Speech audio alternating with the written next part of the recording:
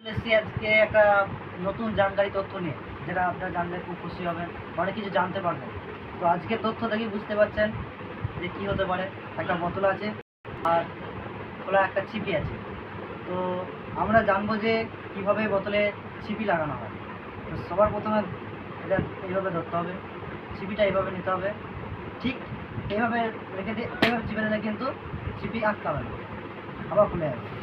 তাহলে কি করতে হবে, তা আমার ভিডিওটা শেষ পর্যন্ত দেখতে হবে। সবার প্রথমে কি আছে, এই চিপিটা এইভাবে রেখে ঠিক এই দিকে ঘড়ির কাটার দিকে এইভাবে ঘোরাতে হবে, তাহলে হয়ে যাবে চিপি আটকে যাবে।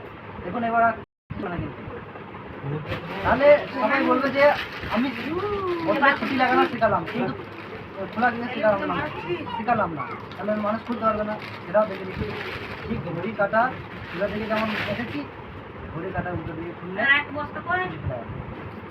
কেমন লাগলো।